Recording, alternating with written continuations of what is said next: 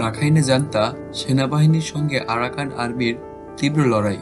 Rakhine রাজ্যের সীমান্তবর্তী আয়ারওয়াদি অঞ্চলের ৩টি শহরতলিতে আরাকান আর্মি এবং মিয়ানমারের জান্তা সেনাবাহিনীর মধ্যে সংঘর্ষ তীব্র আকার ধারণ করেছে।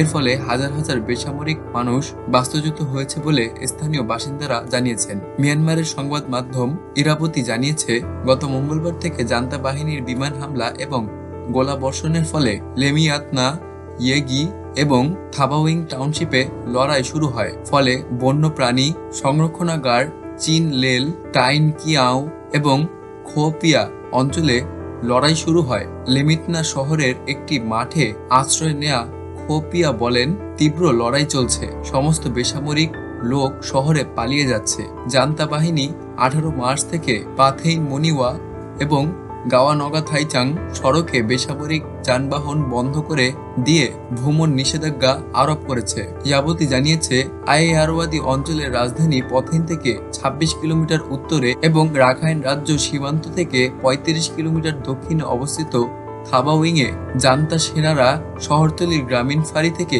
পিছু হটেছে। থাবাউইং টাউনশিপের 10টি গ্রামের আনুমানিক 3000 বাসিন্দা তাদের ঘরবাড়ি ছেড়ে পালিয়ে গেছে এবং লেমিয়াতনা টাউনশিপে প্রায় 1000 বাসিন্দা বাস্তুচ্যুত হয়েছে।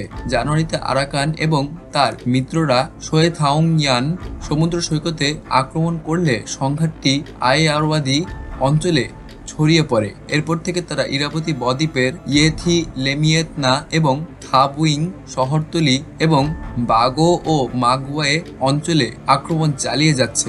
2023 সালের নভেম্বরে শাসক গোষ্ঠীর বিরুদ্ধে বড় আক্রমণ শুরু করার পর থেকে সশস্ত্র গোষ্ঠী আরাকান আর্মি 17টি রাখাইন শহরতলির মধ্যে 14টি এবং পার্শ্ববর্তী চীন রাজ্যের পালেতোয়া শহরতলি দখল করেছে।